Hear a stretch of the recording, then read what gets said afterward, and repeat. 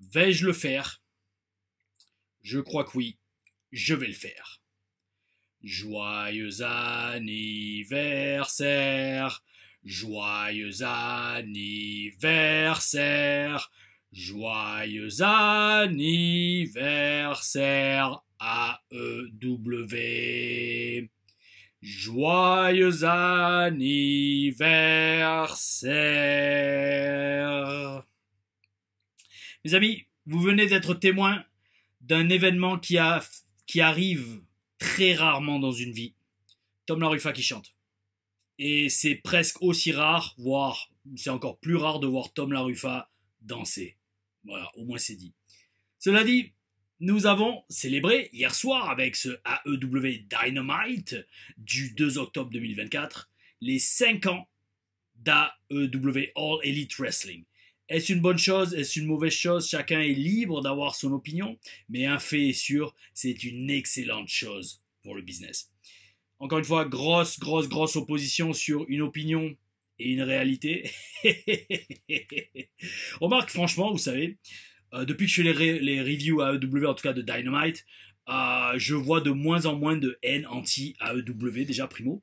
Déjà, parce que tout simplement, j'essaye d'analyser moi le produit comme je le vois. Et franchement, c'est une très bonne chose pour le business d'avoir AEW aujourd'hui qui existe. Et encore plus, avec 5 ans d'existence. Parce que c'est énorme. C'est énorme de se dire que ça a déjà 5 ans, la All Elite Wrestling. Et c'est pourquoi, comme c'est une très bonne chose pour le business, j'ai commencé, il y a quoi? Peut-être 2 mois maintenant? 2 mois à analyser les shows AEW, en faire des hashtags télé-reviews. Et je ne regrette absolument pas. Parce que ça m'a permis de... j'allais dire reprendre espoir dans le catch. Non, c'est pas du tout ça. Mais de voir qu'il est possible de faire un produit différent aujourd'hui. Et un produit avec de la gueule. Et un produit où des catcheurs peuvent s'épanouir à l'inverse de, par exemple, la WWE où ils n'ont pas pu le faire. Et ça, les exemples sont foison. Combien de gars explosent à la AEW ou retrouvent leur passion qu'ils avaient perdue à la WWE. Donc c'est pour ça, c'est une excellente chose d'avoir la AEW qui célébrait donc ses 5 ans hier soir en direct de Pittsburgh en Pennsylvanie. Alors ce Dynamite, pardon, que je voulais à tout prix regarder.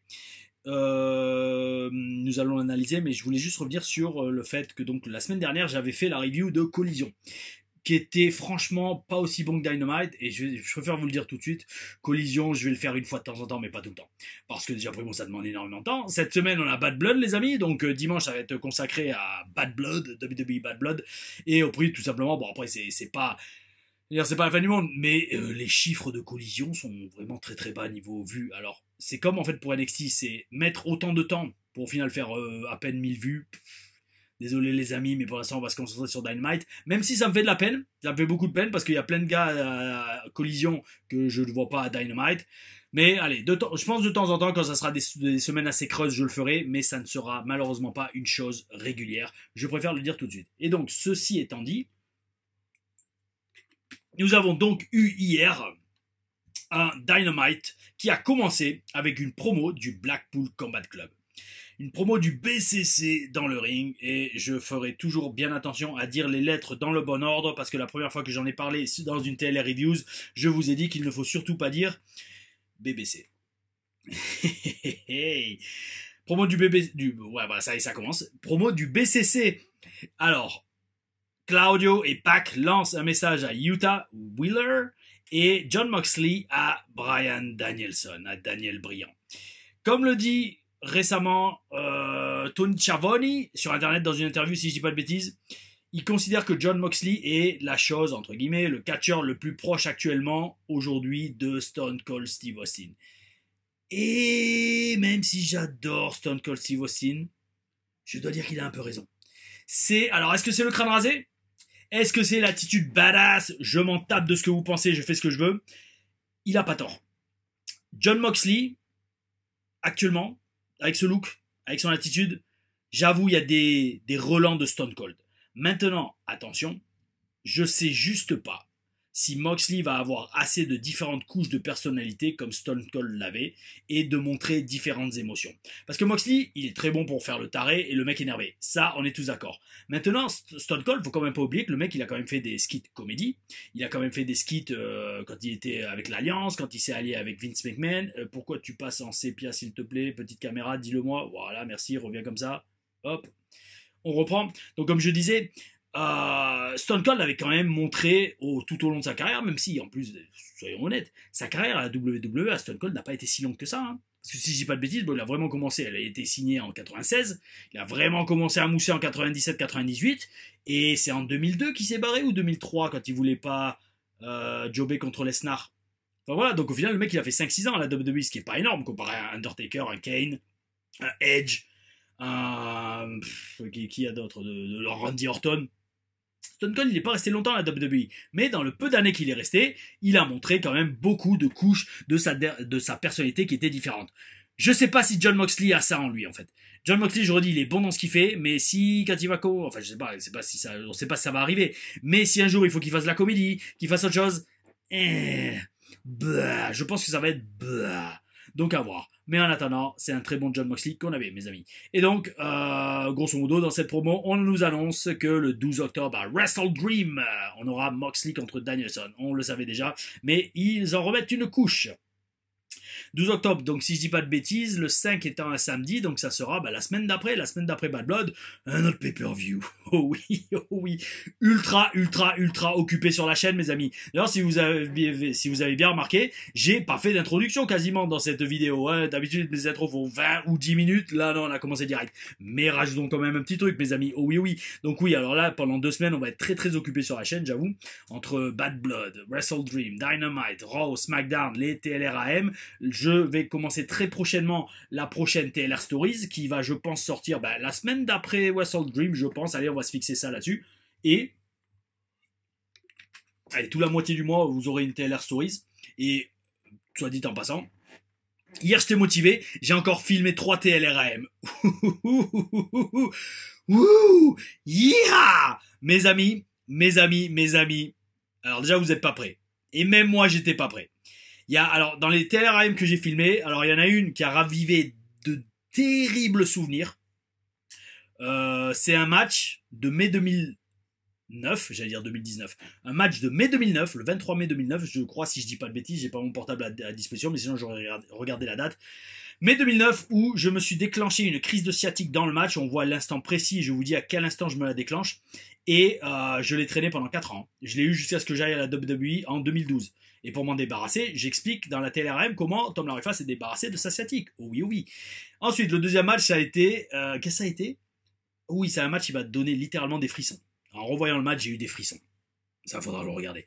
Et le troisième, c'était un bel exemple de catch sportif. Oh oui. Ça va être le titre de la vidéo. Du catch sportif contre Hugo Pérez. Oh oui. Bref, et beaucoup de hate kick pour ceux qui ont compris ce qu'était le hate kick. Dites-moi dans les commentaires, en tout cas si vous avez regardé les TLRAM, les 2 qu'il y a eu pour l'instant, si vous avez compris ce que c'est le hate kick, le coup de pied de la haine, le coup de pied de la colère. Et parti de là, parce que là donc j'ai posté 2 TLRAM, il y en a encore, je crois, 5 en stock. Et là, il y en a 3 autres qui arrivent dont je vais faire le montage. Donc oui, on va être tranquille pour 1 ou 2 mois, je pense. Hein. Mais j'aime bien prendre de l'avance. Comme ça, au moins, elles sont toutes en stock. Et puis après, un jour, peut-être, j'en posterai une tous les soirs où il n'y a pas de vidéo. On verra en fonction de, encore une fois, comment la chaîne évolue, mes amis. En parlant d'évoluer, les 5 ans d'anniversaire d'AEW Dynamite, d'AEW tout simplement, ont évolué avec, par la suite, un match pour le titre de champion international entre Ricochet et Will Ospreay. Alors, mes amis, je pense maintenant que vous connaissez tous mon avis sur le catch, entre guillemets, je dis entre guillemets, le catch de gymnaste. Maintenant, vous le connaissez et vous avez compris ce que j'en pense. D'ailleurs, ça me fait délirer, il y a un mec qui m'a envoyé sur Instagram, je pense que tu te reconnaîtras, il y a un mec qui m'a envoyé sur Instagram en message privé. Il m'a envoyé une vidéo qui dit on voit ce spot d'ouverture entre Will Ospreay et un des spots d'ouverture entre Will Ospreay et comment il s'appelle, Ricochet, oui. Et dans le sous-titre de la vidéo, c'est ce n'est pas de la lutte, c'est une chorégraphie de gymnastique. Et le gars, il me dit, j'ai pensé à toi et à tes reviews quand j'ai vu ça. Et franchement, voyons ce que ça a donné ce match. Alors, ils ont commencé en faisant de la lutte. Ça passe. Ça passe, de bons petits enchaînements de lutte. Et puis d'un coup, bien sûr, ils nous placent leur spot trademark, marque déposée avec le double salto et où ils se font face. La foule est contente, la foule applaudit, la foule kiffe ça. Allez, acceptons. L'important dans un sens, c'est vrai que c'est de faire plaisir à la foule. Mais bon, quand on dit qu'on est catcheur, faut quand même faire du catch, mes amis. Et donc, tout ça pour dire, j'ai regardé tout le match, d'accord? Et le match a été quand même bon. Pourquoi? Parce qu'ils ont essayé de gagner. Et ils ont fait beaucoup de tombées. Donc rien que pour ça, mes amis, respect. Oui, vous avez fait des prises de ouf, mais au moins vous avez essayé de capitaliser sur ces prises de ouf et vous avez essayé de gagner le match en faisant des tombées. Donc ça, ok, respect, bel esprit. Maintenant, j'essaye toujours d'aller plus loin. J'essaye toujours de chercher la petite bête et de vous donner surtout une analyse que j'allais dire que seul Tom Laruffa, alors oui, que seul l'esprit de Tom Laruffa peut vous donner. Parce que je dis pas que seul Tom Laruffa sur Terre peut vous le donner en tant que catcheur, mais c'est surtout mon esprit. Mon esprit décortique tout. Mon esprit va jusqu'à analyser la moindre petite chose qui va lui être fournie. Et donc, j'en déduis quoi de ce match? Encore une fois, attention, je dis respect total au catcheur. Gros match, grosse condition physique, la foule a aimé, pas de problème. Même si la fin était un peu moyenne, mais ça on va y revenir. En fait, le problème que j'ai eu avec ce match, c'est pas qu'il faut à tout prix que j'ai un problème quand c'est Will Ospreay ou Ricochet, non. Mais j'essaye de comprendre pourquoi je raisonne pas à ce genre de catch. Et je crois que j'ai mis le doigt dessus. Et dites-moi dans les commentaires si vous, en tout cas j'allais dire pour les connaisseurs et ceux qui analysent le catch. Parce que si vous êtes juste là à regarder parce que vous aimez le salto, libre à vous, profitez, kiffez, payez votre billet pour aller voir ça, pas de problème, aucun problème. Maintenant, si on aime analyser le catch, comme j'adore le faire, et essayer de comprendre pourquoi on réagit de telle ou telle façon à telle ou telle chose, eh bien, je pense avoir mis le doigt sur ce qui va pas avec ce genre de catch. Écoutez-moi, mes amis. Oh oui, oh oui. En fait, je ressens aucune authenticité dans ce combat. Je m'explique. Le truc, c'est que quand tu veux vraiment faire mal à quelqu'un, ce qui est le but d'un match de catch, d'accord, dans les storylines, on veut blesser son adversaire, on veut le mettre assez KO pour pouvoir l'immobiliser pendant 3 secondes, d'accord? Le truc, c'est que quand tu as vraiment ce désir de gagner, de te battre, d'accord? Au bout d'un moment, je dis pas dès le début du match, mais au bout d'un moment, tu as envie de le saisir par le cou et de lui donner des coups de poing dans la gueule. Voilà. Ou alors, j'allais dire, tu dis carrément des coups de poing dans l'arcade sourcilière et le faire pisser le sang. Voilà. Ça, cette émotion, eh ben je la ressens pas du tout dans Will Ospreay et dans Ricochet. Pourquoi? Parce qu'en fait, le truc c'est que ils sont tellement concentrés à sortir leur prise et leur salto que ça manque d'authenticité, l'authenticité d'une vraie compétition de sport de combat, ce qui est le catch. Je suis désolé. Alors peut-être vous n'allez pas aimer ce que je suis en train de vous dire, parce que vous dites oui non, c'est le catch, c'est le business qui a évolué comme ça. Attends, quand même, hein, maintenant il faut grandir avec le business, il faut accepter que ça a évolué et que maintenant le catch c'est faire 50 000 saltos dans un match et avoir la foule qui applaudit en disant this is awesome. Non mes amis, ça c'est pas du catch, ça c'est de la gym. C'est tout, point barre. Si vous voulez voir des mecs qui font des triple saltos, boucle piquée et bouche fermée, pour ceux qui se souviennent de Tortue Ninja 2, le film, triple axel, double salto, double piqué et bouche fermée. C'est quand les Tortues Ninja ils nettoient l'appart d'April O'Neil. Et ce film, je le matais tout le temps quand j'étais gamin, je l'adorais. Tortue Ninja 2, bon le 1 était pas mal, mais il était un peu plus dark. Le 2 avec Toka et Rezar, et Kevin Nash d'ailleurs qui faisait Super Shredder. Oh oui, oui, bel esprit. Mais bref, tout ça pour dire. Le truc c'est comme, voilà, c'est ce que je dis. Donc si tu veux vraiment faire mal à quelqu'un, si tu veux vraiment le battre, tu vas pas commencer à faire un double salto avant ou arrière. Je redis, tu le chopes par le cou et tu le remplis de coups de poing. Et le truc c'est ça, c'est que, en fait, d'un point de vue storyline, d'un point de vue catch, Ricochet et Ospreay, mais plein d'autres catcheurs aussi à côté d'eux, et surtout plein de catcheurs indie qui veulent refaire ce qu'ils voient à la télé, ce qu'ils voient de Will Ospreay et de Ricochet. En fait, d'un point de vue storyline et catch, c'est comme si ces catcheurs, en fait, ils s'étaient jamais vraiment battus de leur vie. Et qu'en fait, ou alors qu'ils l'ont fait comme ça des saltos arrière. C'est genre, ils sont dans un bar, ok, un mec commence à parler mal à ma meuf, ok, qui est, comment s'appelle la présentatrice, qui est toujours la meuf de Ricochet, Irvine, je crois, je sais plus son prénom, qui est assez mignonne. Bon bref, c'est comme si un mec va brancher la meuf de Ricochet dans un bar, et qu'est-ce qu'il va faire pour la défendre? Il va monter sur le bar, il va faire un salto arrière, il va essayer de faire un cutter au gars. Ouais, d'accord, ok, si tu veux, frérot. Non. Dans un mec normalement constitué, j'ai envie de dire, il va vers le gars, il le pousse déjà, il fait qu'est-ce que tu fais? Oh, et si ça part en baston, ben ça part en coup de poing. À la limite, tu le prends la tête, tu l'amènes au sol, d'accord, mais tu vas pas faire un salto arrière. Et en fait, c'est ça que je reproche. Alors, bien sûr, je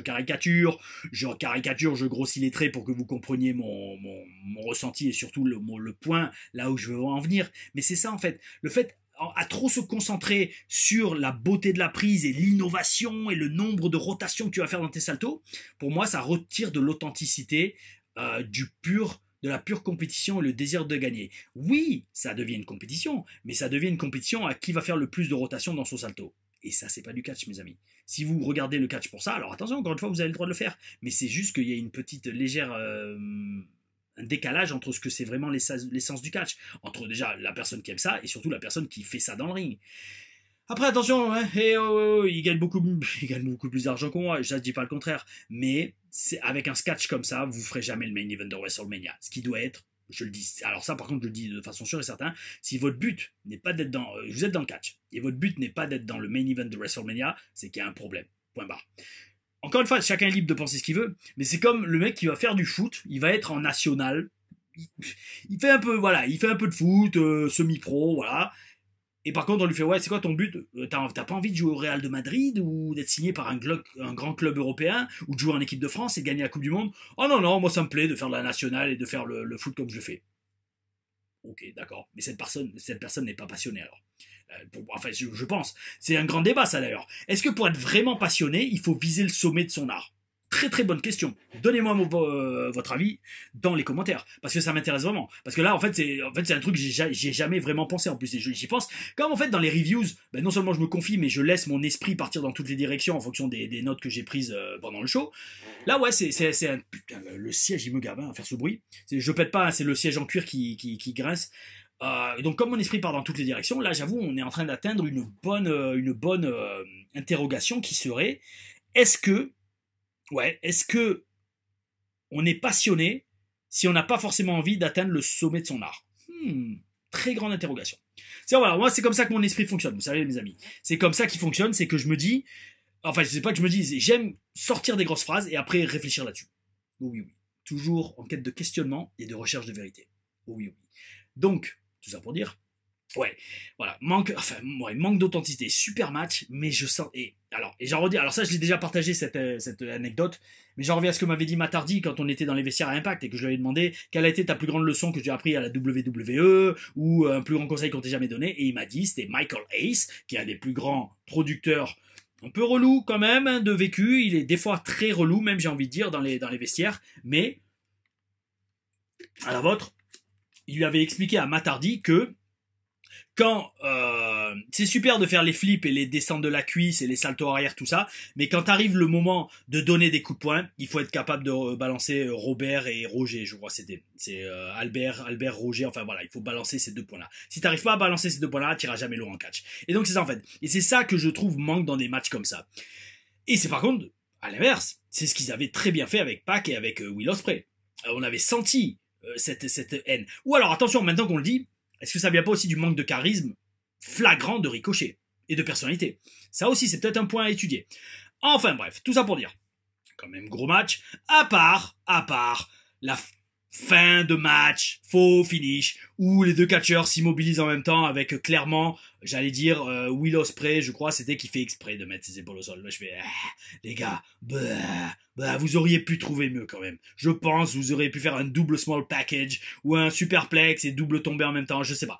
Ils auraient pu trouver mieux. Je pense, surtout à ce niveau de catch et à ce niveau de production télévisuelle. Mais bon, le match reprend après ce premier faux finish et le japonais Takechita intervient pour une disqualification et il fait comprendre qu'il veut le championnat international. Oh oui, oh oui.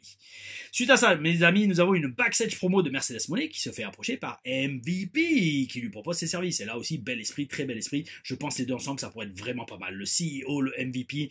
Oh oui, bel esprit. Nous avons ensuite un TV Time avec Chris Jericho. J'adore les noms qu'ils trouvent. TV Time, le truc le plus basique mais qui marche. Oh oui, oh oui. Jericho, dans ce segment, a vraiment presque littéralement le même costard que j'avais à NXT. C'est un truc de ouf. Le truc jaune fluo. D'ailleurs, franchement, bon, là maintenant, il fait encore un peu chaud. Mais je pense que quand ça sera vraiment en hiver et qu'il fera pas aussi chaud dans la pièce où je filme, parce que c'est juste sous le toit, alors le soleil cogne un peu dessus, même si aujourd'hui il fait pas très beau à Nice, je mettrai peut-être des costards de l'époque NXT. On verra. Parce que, hey, le costard dont je vous parle, il est juste devant moi dans l'armoire, que j'ai peinte d'ailleurs. J'ai peinte les 2 portes de cette armoire, que vous pouvez trouver sur une vidéo qui est encore sur la chaîne, ou peinture murale, où j'ai fait toutes les planètes, les pyramides, des ovnis. Oh oui, oh oui, très très bel esprit. Peinture très significative. C'est un portail. Cette peinture que j'ai faite, là que j'ai juste devant moi, c'est un portail énergétique. Oh oui, oh oui. Mes amis, donc nous avons Jericho dans le ring qui lance un challenge à Mark Briscoe pour le titre ROH à Wrestle Dream. Et là, Mark Briscoe arrive. J'aime bien franchement la vibe de Mark Briscoe. J'ai jamais... Alors, je connaissais leur match, je regardais pas mal de leurs matchs, mais j'ai jamais vraiment été proche ou familier avec leur gimmick, leur promo style, leur style au micro. Et donc, au final, malheureusement, vu que Jay nous a quittés, il y a 1 ou 2 ans, je crois maintenant, je découvre en fait Mark Briscoe maintenant au micro. Et, tout ça pour dire, il a une vibe différente des autres. Je sais pas, ce gars c'est une légende du catch indie, mais on sent que ça lui monte pas à la tête. On sent qu'il est authentique au micro, on sent qu'il est lui-même, et franchement, j'aime beaucoup. Et en parlant de j'aime beaucoup, même si c'était très, très, très, très stiff, Jericho, qui dit à Mark Briscoe, hey mec, toi t'auras jamais aucune chose pour me battre. Par contre, ton frère, oui, lui il aurait eu la chance de me battre parce qu'il était meilleur que toi. Boum! Son frère, encore une fois, qui est décédé. Paix à son âme. Boum, boum, boum, la phrase de heel de ouf, mais qui donne une raison solide à Mark Briscoe, le face, non seulement de frapper le heel par cette provocation, et bien évidemment d'accepter le challenge. Très bon booking, j'allais dire un peu facile, mais bel esprit, très bon booking. Maintenant, moi ce segment, qu'est-ce qui m'a fait penser? Parce que maintenant vous avez compris. Voilà, je l'annonce, oh oui, c'est le monster qui me fait lâcher des rots. Oh oui. Donc, tout ça pour dire, et il pleut. Espérons que le bruit des gouttelettes sur le Velux ne va pas perturber le son de la vidéo. Bref, tout ça pour dire, mes amis. Maintenant, vous savez comment je raisonne. Je vois le segment et j'essaye de passer outre ce que je vois. La grande question. Parce que ça, on se demande souvent dans le business, est-ce que il est bon d'utiliser une personne décédée dans des storylines ou dans des promos? Grande question. Certains trouvent ça déplacé, certains trouvent ça too much. Écoutez-moi mes amis, en tant que catcheur, je vous donne mon ressenti. Je pense que c'est... Oui. Je pense que c'est une bonne chose. Pourquoi? Parce qu'en fait, quand on est vraiment passionné, on en revient toujours à ça, c'est peut-être ça le maître mot de cette vidéo, la passion. Oh oui, la passion avant tout. Quand on est passionné par le catch, et qu'on quitte cette réalité matérielle, et qu'on continue notre chemin en tant qu'âme, mais en tout cas, donc, on décède. D'accord? Comprenez-moi, mes amis. Quand on est passionné, on veut que le catch continue après soi, parce qu'on n'est pas mégalomaniaque, d'accord? D'accord? Donc, partie de là, on veut que le show continue. Mais d'un autre côté, si on peut continuer à faire partie du show même en étant décédé, je pense que n'importe quelle personne vraiment professionnelle, vraiment passionnée par le catch dira oui, au moins il n'y a pas de problème. Quand je suis mort, vous pouvez m'utiliser mon nom, vous pouvez utiliser mon image, vous pouvez utiliser mes prises. Allez-y, gardez ma mémoire vivante, gardez ma présence dans le business vivante. Je pense que c'est le plus beau des hommages en fait, de continuer à parler d'une personne qui nous a quittés. Ça dépend bien sûr comment elle est partie, bien sûr, c'est sûr, si elle est partie en mode Chris Benoit, non peut-être pas, quand même pas. Mais parce que ça aussi, l'affaire Benoît, c'est un immense débat. Je me demande même si un jour je ferai pas des vidéos comme ça, où on réfléchira. Ouais, je vais avoir une idée, c'est un truc de ouf. On prendra des questions très épineuses, et on réfléchira là-dessus. Ou alors est-ce que je le ferai en live? Ah peut-être, on verra. Si un jour je lance les lives YouTube. Ouais, bonne idée. Dites-moi ce que vous préférez. Est-ce que si on le débat entre fans. Ouais, bref, c'est pas la question. Mais bref, ça pour dire. Ouais, garder le nom d'une personne décédée toujours vivante dans les storylines, moi je pense c'est une bonne chose, parce qu'on l'a vu avec Eddie Guerrero, on l'a vu avec Dusty Rhodes aussi, Cody Rhodes qui parle toujours de son père, là on l'a vu de façon très courte dans la promo avec Jay Briscoe. Franchement, moi personnellement en tant que catcheur, je pense que si demain on me dit, bon peut-être pas demain, j'espère que touchons du bois, hein, j'espère ne pas partir prochainement, mais dans tous les cas, si même une fois parti on continue à utiliser ma présence sur les shows, bel esprit, ça veut dire qu'en fait on a été tellement bon et tellement influencé influenceur, pas influençable, influenceur, oui peut-être, sur le business que, eh ben, le business a encore besoin de vous même quand vous êtes mort. Le mec qui parlait de pas être mégalo. Ouais, bref, vous comprenez le fond de ma pensée. Et c'est la pensée et la réflexion qui a fait surgir ce segment TV Time avec Chris Jericho. Oh oui, oh oui. S'ensuit, mes amis, un singles match entre un de mes catcheurs préférés à la AEW, Adam Page, sauf quand il boit du sang, et Jay White. Et non, grosse erreur. En fait, c'était Juice Robinson. Et là, oui, j'avoue, je comprends. J'ai assisté, je pense, pour la première fois en direct, à une erreur flagrante et presque impardonnable de production de la team AEW. Parce qu'en fait, c'était Juice Robinson qui était donc censé sortir. Et là, en fait, c'est le Titantron, la vidéo d'entrée de Jay White qui joue. Ah là là. Non, à WWE, je pense que quelqu'un se serait fait virer pour ça. En tout cas, sous l'ère Vince McMahon. D'ailleurs, Vince McMahon, je continue à regarder son documentaire sur Netflix. Waouh. Waouh, juste waouh. On en reparlera un peu plus loin, je pense, parce que oui, je crois que j'ai pris une note là-dessus. Tout ça pour dire, donc ce match commence, donc ce match qui est bien entre Adam Page et Juice Robinson. Le match commence à l'extérieur du ring, ça se bastonne dans toute l'arène, avant de finalement, enfin, monter sur le ring. Alors, avant de continuer, je suis quand même content de voir Juice, je l'ai dit, en action. J'étais très très proche de lui à NXT. Ah, je crois que c'est légal. C'est légal aux États-Unis. Oui, c'est légal aux États-Unis. Ouais. Avec Juice Robinson, c'était, on avait pris des champignons ensemble, voilà, je le dis. Un jour, c'était un week-end, on n'avait pas de show, et on avait pris des champignons, et qu'est-ce qu'on avait rigolé. Waouh, c'était un truc de ouf. Et très bon gars, Juice Robinson, franchement. Et bref, tout ça pour dire, je me souviens, j'ai une autre anecdote, oui, plutôt que celle des champis. Mais d'ailleurs, en fait, de toute façon, les champis, je sais plus si j'en ai déjà parlé des psychédéliques dans les Bel Esprit Show. Je crois que oui, j'avais fait un Bel Esprit Show sur la spiritualité. Je parlais des substances antéogènes. Alors certains vont dire hallucinogènes. Je déteste ce nom. Je déteste ce nom. Parce qu'oubliez pas, mes amis, j'en ai déjà parlé plusieurs fois. J'ai eu la chance. J'ai été assez béni et blessed. Ouais, béni. Pour pouvoir aller au Pérou et faire 3 séances d'ayahuasca. Et ça, mes amis, c'était énorme. Alors pour ceux qui connaissent un peu spiritualité, matière antéogène, truc de ouf. Et ça pour dire, alors à l'époque c'était juste pour rigoler avec Juice, mais, qu'est-ce que je veux dire? Maintenant, toutes ces substances antéogènes qui vous connectent avec le divin, c'est des outils pour connecter avec d'autres plans de conscience et d'autres réalités. Ça, alors non seulement j'en suis convaincu et personne ne me fera changer d'avis. Le terme hallucinogène, je déteste ça. Parce que ça vient d'une société et de gens qui justement veulent pas que les gens connectent avec ça. Parce que croyez-moi, les leçons que vous retirez quand vous faites ça dans un but spirituel, encore une fois, j'encourage personne, j'allais dire, à le faire en disant faut à tout prix le faire. Non, pas du tout. C'est quand même c'est des objets, des substances sacrées, d'ailleurs qui ont été considérées sacrées dans toutes les anciennes civilisations. À la base, n'oublions pas que quand même, tout ce qu'il y a autour de Santa Claus et du Père Noël, c'est à la base les chamans de Sibérie, si je dis pas de bêtises. Les chamans qui récoltaient les amanites, les amanita mascarita, les amanites tumouches, qui les séchaient, qui les distribuaient aux gens à travers la cheminée les soirs d'hiver, et parce que justement, plutôt que, vu qu'ils étaient enfermés chez eux à cause de la neige, ils se tapaient des tripes sous champignons. Hein, c'est énorme. Je veux dire, c'est énorme. Quand vous vraiment vous étudiez la matière, vous vous dites ouais, c'est un truc de ouf. C'est un truc de ouf, surtout tout ce qu'on nous cache et tout ce qu'on essaye, alors soit de nous cacher, soit de nous faire gober, quoi. Bref, tout ça pour dire, mes amis. Je repars en mode bel esprit chaud. Tout ça pour dire, une autre anecdote avec CJ Parker, Juice Robinson. Je me rappelle que lui et moi, on était dans la classe de Norman Smiley. Et on avait une compétition. Norman nous avait montré une magnifique prise de planchette japonaise à une jambe, où on tient le bras du mec, contré. D'ailleurs, cette prise, il faudrait que je la retravaille. Planchette japonaise, un bras, une jambe, on met le pied placé sur la hanche du gars et on le propulse par-dessus nous. Et en fait, avec Juice, on était tellement des bons bumpers, on prenait tellement de belles chutes avant, qu'on s'était lancé une compétition, lui et moi, de qui va sauter le plus haut et le plus loin. Et c'était tellement serré que personne n'arrivait à nous départager, que Norman avait appelé Terry Taylor, qui était le coach des mecs prêts à la télé, pour être le juge.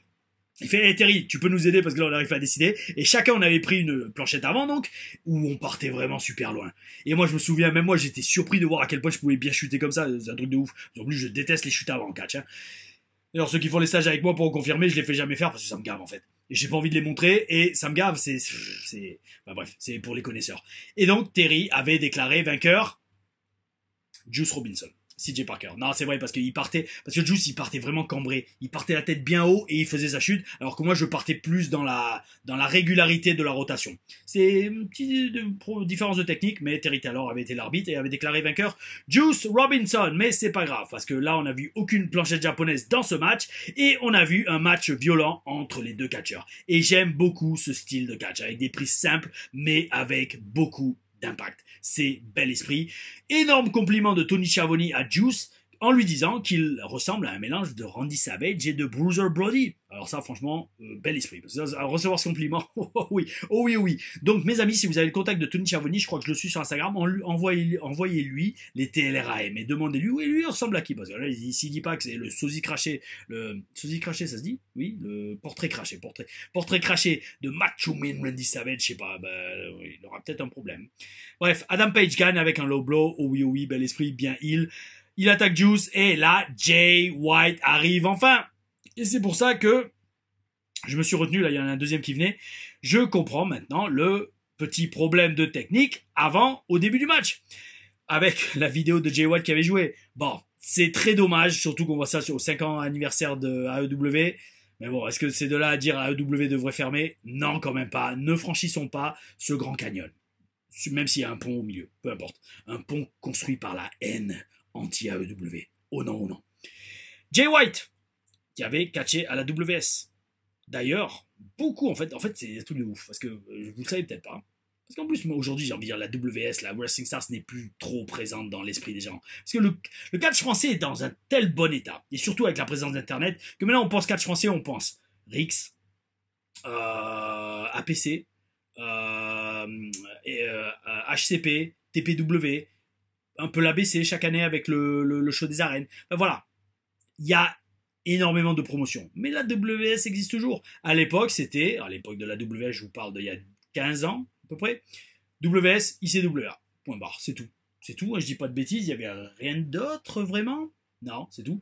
Et bref, ils se tiraient la bourre les deux. Enfin, ils essayaient parce que les ICWA, ils n'avaient pas beaucoup de show pour comparer à la WS. Mais ça pour dire, comme la WS avait beaucoup de show et constamment besoin de nouveaux catcheurs, les amis, vous imaginez pas le nombre de catcheurs qu'on voit régulièrement à la télé aujourd'hui et qui ont été à la WS. Je vais juste en citer quelques-uns et que j'ai même pas fait trop de recherches. Jonathan Gresham, lui je l'avais rencontré en 2008 à la WS. 2008. Jonathan Gresham. Jay White, mais lui il y était quand j'étais à la WWE. Rampage Brown, pour ceux qui connaissent NXT UK. Alba Fire, oui, elle avait catché à la WS. Piper Niven, ça c'est nous qui l'avions booké, c'est moi qui avais pris ses billets d'avion. Paige, la mère de Paige aussi. Alex Windsor, pour ceux qui connaissent, c'est la petite amie de Will Ospreay, qui est très excellente catcheuse et qui avait été venue à la WS au tout début de sa carrière. Elle s'appelait Liberty à l'époque. Elle venait tout juste de terminer son entraînement avec la mère de Paige. Et justement, en fait, comme la mère de Paige était avec nous tous les week-ends quasiment, et ben on lui avait demandé, yo, t'as pas des catcheuses Flèche recherche constamment de nouvelles catcheuses, parce que ça tourne très rapidement en rond les catcheuses européennes, parce qu'il y en a pas beaucoup. Et elle nous avait dit, ouais, celle-là elle est pas mal, elle a un gros potentiel. Et donc Liberty, alias Alex Windsor, était venue à l'époque à la WS. Mais elle était toute jeune, je crois qu'elle avait tout juste 18 ans. Et d'ailleurs, maintenant quand je la vois, toujours je la vanne en lui disant hey Liberty, ça va, parce qu'elle déteste ce nom. Mais bon, moi c'est comme ça que je l'ai connu. Et je vous redis, moi c'est moi qui étais en charge des étrangers à la WS, donc c'est moi qui avais booké tout son billet d'avion, etc. Donc voilà, Jay White revient à la AEW, un ancien catcheur dans un sens WS. Oh oui, et la WS, vous pouvez voir tous mes matchs dans les TLR AM lundi prochain, mais je vais lancer le sondage, je pense, soit ce soir, soit demain. Ouais, je pense ce soir, je vais balancer le sondage en même temps que cette review. Oh oui, mes amis. Suite à ça, nous avons un singles match que j'ai adoré entre Britt Baker et Serena Deeb. Pourquoi? Parce que ça a été un superbe match de lutte / catch. Les deux, alors je vous promets, regardez bien le match. Alors, mais pourquoi? C'est en sépia, mes amis. Je pense que c'est mon portable qui est en train de me dire mec, je suis en train de rendre l'âme, alors si je passe la main devant, est-ce que ça change? Non, bon ok. Désolé mes amis, pour ceux qui regardent sur YouTube, vous allez voir un coup en sépia, un coup peut-être pas en sépia, mais avec la chaleur très élevée de la vidéo. Bon, au final, c'est surtout la voix qui compte et mes magnifiques lunettes. Oh oui, et les belles peintures, etc. Bref, ça pour dire. Donc, gros match de lutte. Et pour ceux qui ont regardé le match et qui le regardent avec l'œil de l'étudiant, du cherchant, elles ont tenu au moins les 2/3 du match sans se donner un seul coup. Et ça, c'est un magnifique exercice de catch. Pour deux raisons. J'ai fait dans ma carrière, je crois, 2 ou 3 matchs comme ça, dont un est sur YouTube et il est excellent, allez le voir. Tom Larifa contre Red Scorpion à la HCP en février 2022, si je dis pas de bêtises. On fait tout le match, on se donne pas un seul coup. De mémoire, je crois, Scorpion me donne un coup de pied dans le ventre, ou alors c'est moi qui lui donne, je sais plus. Moi, il y a peut-être un super kick, mais il y a aucun coup au visage. Il y a aucun coup d'avant-bras, il y a aucun coup de poing, c'est que des prises de lutte. Et ça, franchement, les amis, c'est un exercice que j'avais appris à la WWE, qui était, des fois, on faisait des matchs, pas le droit de donner une seule strike. Et strike, c'est coup de poing, coup de pied, coup d'avant-bras, voilà. Et c'était énorme. C'était énorme, parce que quand vous êtes capable de catcher, comme ça, de faire 10 minutes, 10-12 minutes sans faire une seule strike comme elles ont fait, Serena Deb et Britt Baker, bel esprit, ça montre que vous êtes bon dans votre art. Oh oui, oh oui. Faudrait dire à Will Ospreay et à Ricochet d'arriver à faire un bon match de catch sans faire un seul salto. Ou alors, il y avait un autre exercice aussi qui était excellent à la WWE, mais lui il était super dur et des fois même on le faisait sur des live events. Pareil, petite anecdote pour savoir comment marchait le Performance Center et les entraînements, c'était faire un match sans toucher les cordes. Ça, c'était balèze, mes amis. Mais par contre, encore une fois, quand vous arriviez à faire ça, mais vous étiez un monstre. Parce qu'après, quand vous aviez enfin le droit de toucher les cordes, ma parole, ça vous simplifiait 10 000 fois plus la vie. Donc, super match que j'ai franchement adoré. Victoire de Britt Baker, mais franchement, respect total aux deux catcheuses. Mais après ça, Serena attaque Britt et en mode heal. Donc là, elle le frappe. Mais au moins le match est terminé, donc ils ont quand même fait un match sans strikes. Et là, il y a Queen Aminata qui vient sauver Britt Baker. Comme je le dis souvent, il me tarde d'en voir plus de Queen Aminata parce que je pense que si son catch arrive à suivre son look, elle va avoir une très très belle carrière à la télé. Oh oui, oh oui. Suite à ça, nous avons un match en équipe très rapide entre Private Party qui fait une petite promo avant le match et alors une équipe qui s'appelle les Iron Savages. Match très rapide gagné par Private Party. Bon, je suis pas trop, franchement, je l'ai pas trop familier du tout avec Private Party, mais ils ont l'air d'être à la AEW d'après ce que j'ai compris apparemment depuis le début. Donc c'est un petit match pour les relancer, une sorte de squash match, bel esprit, il lance un challenge direct aux Young Bucks après ce match, et les Young Bucks, ils teasent d'accepter leur challenge, oui, on va le faire, mais non, pas ici à Pittsburgh, parce que cette ville est pourrie, comme des vrais heels, oh oui, oh oui. Jack Perry intervient, puis Shibata aussi, et un match à 6 est fixé pour Rampage, entre Jack Perry et les Young Bucks et Shibata et Private Party, match que je ne verrai sûrement pas parce que cette semaine s'annonce très chargée et que si en plus j'ai pas le temps de faire collision, alors Rampage qui a l'air d'être le show numéro 3, je suis désolé les amis, mais encore moins le temps. Backstage promo de, encore une fois, MVP, mais là qui présente l'arrivée de Shelton Benjamin à la AEW. Alors, encore une fois, un ancien de la WWE qui est signé par la AEW, est-ce une bonne ou une mauvaise chose? Très bonne chose pour Shelton Benjamin qui a un salaire et qui va encore être à la télé. Très bonne chose pour les jeunes du roster AEW qui vont pouvoir bosser avec lui et apprendre beaucoup plus parce que le mec est quand même une légende, hein, on va pas se voiler la face. Je le regardais à la télé et le mec est toujours au top, aussi bien condition physique que catch. Et niveau financier, si Tony Khan a les moyens de lui payer un salaire qui, je pense, doit être quand même généreux, et ben bel esprit. Voilà. Je pense que tout le monde est gagnant. De là à dire oui, mais il prend la place d'un jeune, non, ça c'est de la bêtise, parce que vous n'allez jamais trouver un jeune avec la carrière, le background et le CV de Shelton Benjamin. Donc gentiment, si vous dites que c'est une mauvaise chose, bon, vous avez le droit de le penser, mais pas le droit de le dire comme si c'était une vérité. Oh oui, oh oui. Mes amis, on en arrive déjà au main event, oui, parce que c'était un show qui dure que 2 heures. Dynamite. Avant les 4 heures de Wrestle Dream, je sens. Main event, Kazuchika Okada contre Bryan Danielson. Alors, la stipulation, au début j'avais dit était un peu compliqué, mais après j'ai compris que apparemment le titre continental ne peut être disputé que dans des matchs de 20 minutes. Je pense que c'est ça. Donc arrêtez-moi si je me trompe, mais je pense que c'est ça. Le time limit des matchs continentaux, pour le titre continental, c'est 20 minutes. Donc en fait, dans ce match, c'est dans les 20 premières minutes, si Danielson bat Okada, il devient champion continental, mais si le match dure plus de 20 minutes, le titre continental n'est plus en jeu, et donc uniquement le titre AEW sera en jeu. C'est un peu spécial, mais bon, c'est comme ça, c'est peut-être pour rendre le match, j'allais dire différent, mais dans tous les cas, le match s'annonçait grandiose. Mes amis, alors, bien évidemment, c'est un main event, c'est 2 catcheurs au sommet de leur art, avec une méga expérience, donc le rythme va être plus lent. Mais pour moi, c'est pas pour moi, c'est le style d'un main event. Ça commence avec de la lutte qui est impeccable, parce que, d'ailleurs, c'est très important, comprenez, ça demande beaucoup de talent, de faire des séquences de lutte comme ça au début du match de façon crédible, sans que cela se tourne en acrobatie et salto arrière pour avoir une réaction. Les gars arrivent à connecter avec la foule en faisant des clés de poignet et des clés des tours de hanche en tête et des prises de tête. Bel esprit, ça montre leur talent et surtout l'implication émotionnelle de la foule, aussi bien dans leur personnage que dans leur match, qui est ce qu'on recherche. Ils n'ont pas besoin de chuter sur la nuque pour l'instant ou de faire des saltos arrière. Donc, bel esprit. Suite à ça viennent les coups, qui sont tous solidement et violemment appliqués. Bel esprit. Tout ça dans un rythme posé, un rythme de main event. Et alors là, pareil, depuis maintenant que je le vois à l'écran, Okada, bel esprit, ultra bel esprit. Le mec, il sait prendre son temps. Et franchement, si ses promos, j'en ai pas eu beaucoup, parce qu'il parle pas beaucoup au micro quand même. Il passe son mot bitch, il met le bras d'honneur, le doigt d'honneur, etc. Mais si ses promos deviennent aussi bonnes que son catch, franchement, il pourrait devenir un des meilleurs japonais de l'histoire. Parce que vous savez, souvent les japonais ont un catch de ouf, mais ils ont du mal à s'adapter au style de catch américain, en tout cas le style télévisé. Okada le maîtrise parfaitement. Là, chaque fois qu'il y a un dégagement, il y a un gros plan sur sa gueule et il vend et il reste là au moins 5 à 10 secondes. Et c'est ça la télé. C'est pas se relever direct pour faire 50 000 prises, non. C'est bosser cette caméra, montrer votre gueule, faire sentir les émotions au public, les émotions que vous ressentez pour qu'il les ressente également. Et Okada a totalement capté ça. Et il a que 36 ans. Il a encore facile 10 à 15 ans. Bon, peut-être pas 15 ans, mais facile 10 ans devant lui. Donc, très, très bel esprit. En parlant de bel esprit, le timing était parfait pour la limite des 20 minutes, parce que franchement, je pense pas que les gens voyaient vraiment Bryan Danielson gagner le titre continental, quand même, on va pas se voiler la face.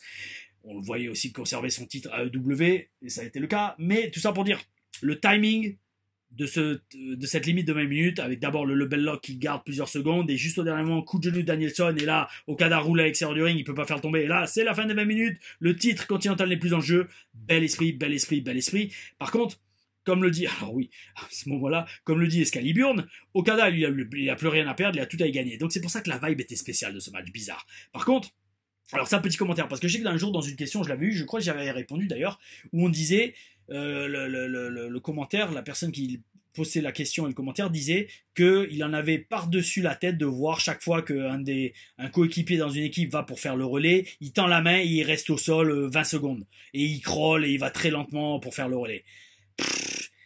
Je comprends, mais en fait, pour avoir été à la fois dans des salles de show, avoir vécu avec la foule, un show, et l'avoir vécu dans le ring, je vais vous dire deux choses.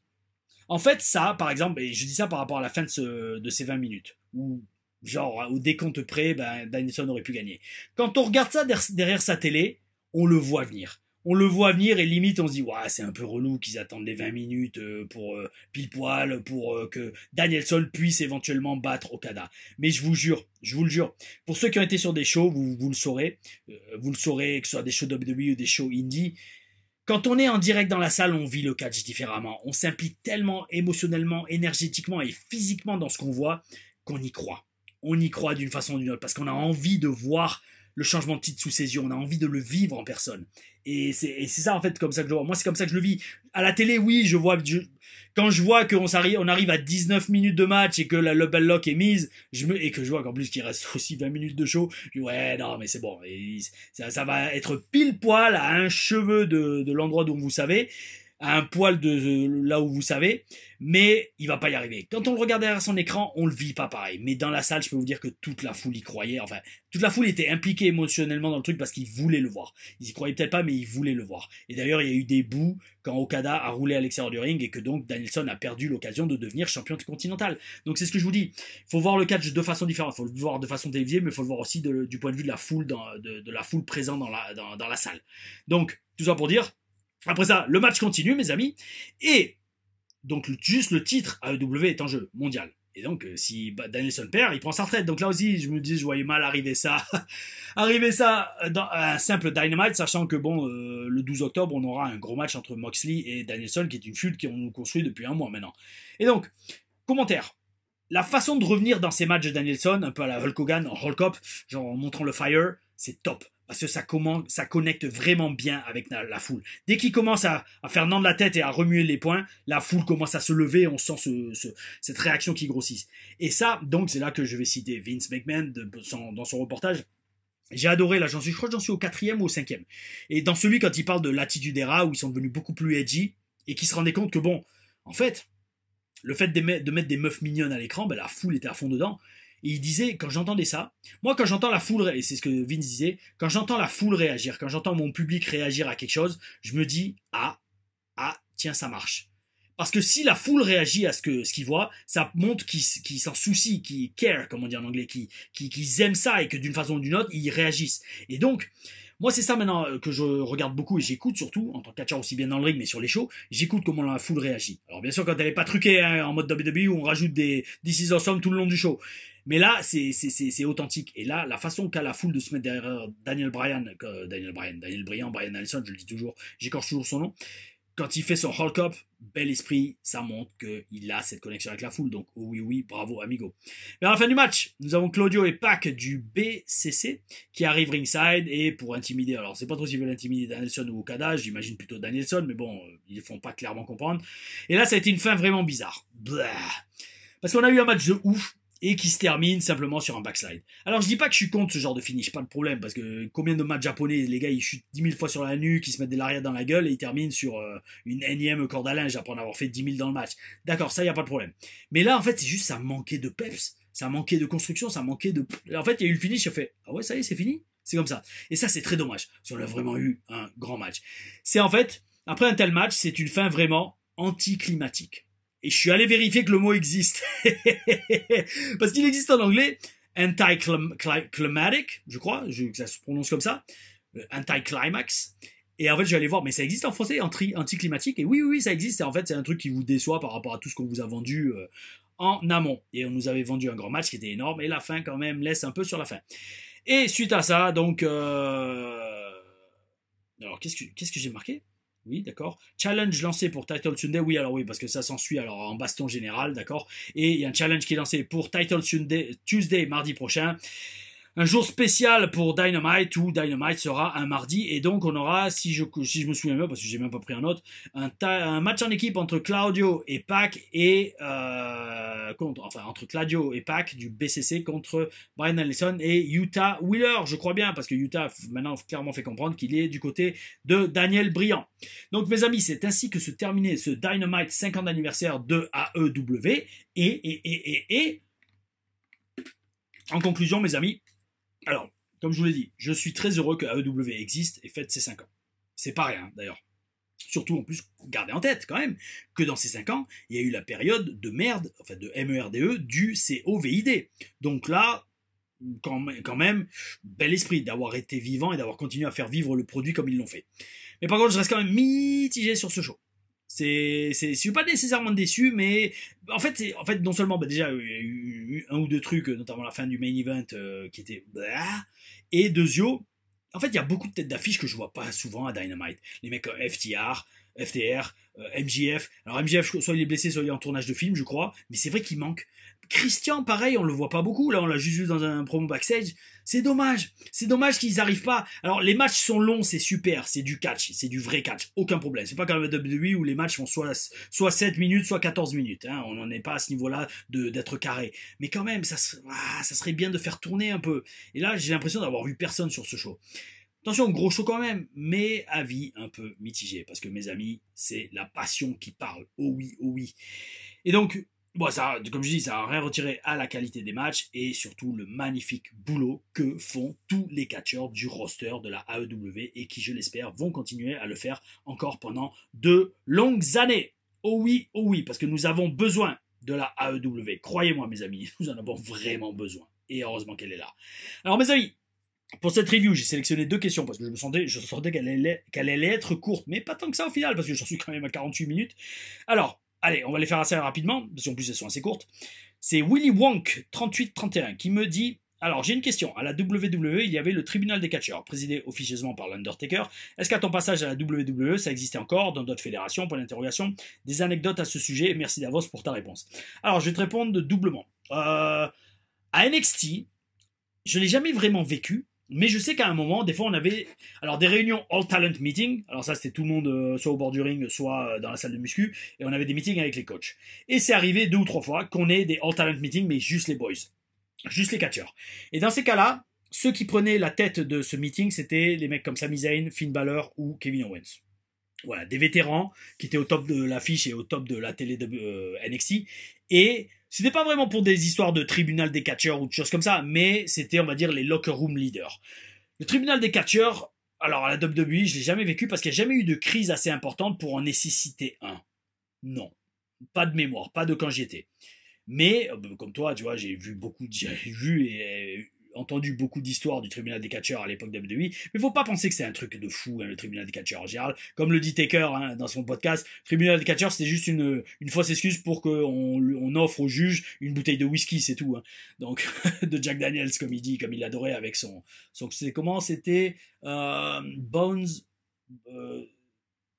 SK, SKW. Enfin bref, je sais plus le nom de son crew qu'il avait avec Papa Shango, Mideon, Brian Adams. Je sais plus le nom de son groupe. Mais bon, enfin bref, pour ceux qui regardent son podcast, vous savez de quoi je parle. Et dans d'autres fédérations, par contre, alors pareil, il n'y avait pas vraiment de tribunal des catcheurs. Moi, tout ce que je peux te dire, c'est que je me suis toujours défendu dans les vestiaires. Quand il y avait un problème, j'avais pas besoin d'un tribunal. Ça m'est arrivé très souvent d'ailleurs à la WS parce qu'en fait, on était tellement sur les routes et tellement les uns sur les autres et toujours les mêmes ensemble que je vais pas dire qu'il y avait des frictions, mais oui, des fois ça arrivait, sans rentrer dans les détails. Et ça m'est arrivé surtout au début, tu sais, quand je venais d'arriver à la WS, les gens ils me prenaient de haut, surtout les gens, pas les anciens. Les anciens ils avaient le respect, ils voyaient mon talent, ils voyaient ma condition physique. Mais il y avait des jeunes qui avaient la grosse tête et qui voyaient d'un mauvais œil le jeune Tom Larufa qui arrivait, avec seulement 2 ans d'expérience dans le business, alors que ça faisait déjà 5 ans qu'ils étaient à la WS, et qu'ils étaient pourris dans le ring. Et ils ont essayé de me prendre de haut et de m'apprendre à catcher. Et ça s'est, alors pas mal passé, ça n'en est pas venu aux mains, mais devant tout le vestiaire, le gars, je l'ai ridiculisé. Je lui ai fait, écoute, tu vas pas m'apprendre à catcher, d'accord. Ça fait 2 semaines que je suis là, j'ai déjà une plus grosse réaction que toi avec la foule. Mes matchs sont meilleurs, donc va apprendre à catcher et tu reviendras me parler, d'accord. Et j'ai dit ça devant tout le vestiaire. Tout le monde regardait, lui il savait plus où se mettre, et tout le monde, je dirais surtout les boss et les anciens, ce jour-là je peux vous dire, j'ai gagné des points de respect parce qu'ils ont compris, ok, alors lui, si jamais il doit se défendre, il le fera, aussi bien verbalement que physiquement. Physiquement, ça m'est arrivé avec la foule, 2 ou 3 fois à la WS quand j'étais heel, tellement bon heel que ça partait en baston, mais dans les vestiaires, ouais, ça j'en avais parlé, ça avait failli dégénérer avec un catcheur, d'ailleurs je crois que j'ai le match en vidéo, ma parole, Yo, si je l'ai ce match en vidéo, ma parole, ça va être énorme. Oh oui. Je l'ai vu, il me semble que je l'ai vu passer parce que l'adversaire en question, vous le verrez dans les TLRM, le titre de la vidéo, après ce match, on s'est parti en baston dans les vestiaires, ça sera sûrement ça. Je l'ai pas encore fait, je l'ai pas encore filmé, mais il m'a semblé le voir dans les fichiers que j'ai transférés de mon disque dur. Donc voilà, et dans d'autres fédérations, non, il n'y a jamais vraiment eu pour l'instant de tribunal des catcheurs, même si avec les récents événements qu'il y a eu dans le catch en français, là, et tout ce qui est sorti sur internet, il y en aurait peut-être bien besoin. Mais le problème, c'est qu'après, pareil, un vestiaire de catch, c'est pas un endroit pour régler des problèmes qui doivent se régler devant la justice, en fait. Donc bon, ça, c'était bien à l'époque de la WWF, quand les mecs, ils étaient sur la route. 7 jours sur 7, tu vois. Et qu'ils avaient que les catcheurs comme famille, en fait. C'est exactement ça. Et c'est pour ça que je te dis, moi, je parle souvent de la WS, parce qu'elle m'a tellement apporté dans un mode, c'était vraiment le mode de vie catch. À 50% comme la WWE, on était sur les routes tous les week-ends. On partait le vendredi matin, on rentrait que le dimanche soir, voire le lundi matin, tu vois. Donc c'était franchement une très grande époque que vous pouvez vivre avec moi dans les TLR AM. Voilà mon petit Willy Wonk. J'espère petit, si vous êtes plus vieux que moi. J'espère avoir répondu à ta question. Et la deuxième, ça sera le Batman 5863. Le Batman. C'est pas Batman, c'est le Batman. Ça, c'est énorme. Comme gimmick. Non. C'est pas Tom Larufa, c'est le Tom Larufa. Oh oui. Et d'ailleurs, tu commences ton message en disant oh oui, bel esprit. Oh oui. Encore une bonne review de ce magnifique show auquel j'ai assisté en live. D'accord, ok. Je sais plus de quel show parce que j'ai juste fait une copie d'écran de ton commentaire. Alors, 2 petites questions pour toi, amigo. Si AEW te propose un contrat, tu signes oui. Quels sont les critères faisant qu'une fédération est indie ou non? La diffusion télé, la taille des salles. Merci pour ton boulot. Merci à toi de suivre la chaîne et de participer et de m'avoir posé cette question. Alors, en toute franchise, je crois que j'ai déjà un peu répondu à cette question dans un autre commentaire, une autre question, mais je vais y répondre parce qu'en fait, en la relisant, j'ai pensé à autre chose. En fait, ce que je pense qui fait qu'une fête est indépendante, tout simplement, c'est qu'elle demande pas à ses catcheurs d'être exclusifs. C'est ça aussi le truc. C'est que quand tu fais une fête indépendante, c'est que donc tous tes catcheurs sont indépendants et donc ils peuvent aller catcher partout ailleurs. Et là où tu commences à demander un contrat d'exclusivité, ce qui n'est pas très très légal dans la façon dont le fait la WWE, parce qu'on est sur papier à la WWE, ça un jour je pense ça va exploser avec TKO. Alors je sais pas s'ils sont en train de modifier les contrats ou quoi, mais je pense qu'ils vont être obligés de le faire. Ou alors c'est peut-être pour ça justement que Triple H commence à mettre... c'est très important de comprendre ça en fait. Donc déjà pour te répondre, et après je terminerai là-dessus par rapport à ma réflexion. Donc ouais, les critères qui font qu'une Fed est indie ou non, c'est je pense déjà principalement le fait que tu aies la liberté de catcher partout ailleurs. Et deuxièmement, bah oui, c'est sûr, la diffusion de télé, la taille des salles. Mais voilà, en fait le terme Fed Indie, c'est un terme argotique pour tout simplement désigner une fédération qui est pas grosse, qui passe pas à la télé, pour faire très simple. Mais aussi, le terme indépendant, je pense, vient du fait que tu es libre d'aller catcher où tu veux ailleurs. Tu vois, tu n'as pas, encore une fois, tu ne signes pas un contrat d'exclusivité avec cette fédération qui, donc, techniquement, ne serait peut-être plus indépendante ou ne te rendrait plus indépendant. Voilà. Alors, dernier truc, voilà, et donc je termine là-dessus. Il y a un truc qui risque d'exploser un jour avec WWE, ça va être le fait que tous les catcheurs sont signés, ou j'en parlerai dans une TLR story sur mon processus, comment s'est passé le processus de signature à la WWE, mais grosso modo, vous êtes des contracteurs indépendants, légalement avec la WWE. Mais vous êtes tout sauf ça, vu que vous n'avez pas le droit d'aller catcher ailleurs. Un contracteur indépendant, c'est un mec, tu l'engages pour faire un truc, et après, il a le droit d'aller bosser pour n'importe qui d'autre. Mais pas la WWE. La WWE considère ces catcheurs, enfin, les traite comme des employés, mais légalement, ils ne le sont pas. Parce qu'en fait, quand vous avez des employés dans une entreprise au States, vous devez leur payer leur assurance maladie. Je crois que c'est ça, en fait, le truc. Et ça, la WWE ne veut pas le faire parce que ça coûterait trop cher. Et donc, je me demande si avec TKO, ça, ils vont pas changer ça. Ou alors, comme je dis, pour pallier à ça, Triple H maintenant commence à mettre en place des accords avec la NOAH, avec TNA, avec d'autres fédérations comme ça à droite à gauche, pour pouvoir justement dire si un jour ils se retrouvent devant les tribunaux, ah non mais attendez, pour moi les catcheurs sont libres d'aller bosser où ils veulent, regardez, ils vont à la TNA, ils vont à la NOAH, ils vont à droite à gauche, c'est bon, ce ne sont plus des contracteurs indépendants mais qui sont traités comme des salariés que s'ils vont catcher ailleurs on les vire. Vous comprenez le truc? Vous comprenez la façon dont mon esprit pense. Mon esprit pense, mes amis, par l'analyse et la passion.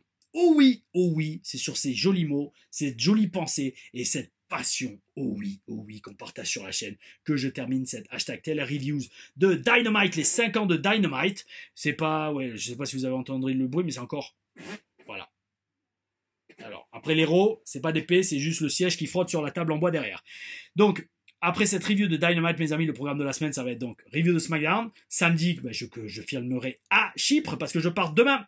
Demain matin, 9h du mat, on s'envole. Je vais filmer des trucs, je sais pas. On va voir de la qualité en fonction de la qualité de ce que je filme. Si ça a de la gueule et que ça vaut le coup de faire un vlog, je ferai le vlog. Sinon, peut-être des courtes vidéos, je sais pas, on verra. Parce que je vous redis, là, ça va être un emploi du temps de ouf. Ça va être un emploi du temps de ouf. On va passer toute la journée, d'après ce que me disait le promoteur, ça me gave en fait, au Comic Con. Parce que le truc, c'est qu'en plus, je suis champion, je vais catcher en fin de journée, moi. Mais le bus qui part de l'hôtel, qui est apparemment au bord de la mer, part à 9h du mat. C'est-à-dire que de 9h jusqu'à 18h, je vais être là-bas au Comic Con et il fait super chaud à Chypre, si c'est comme l'année dernière en octobre.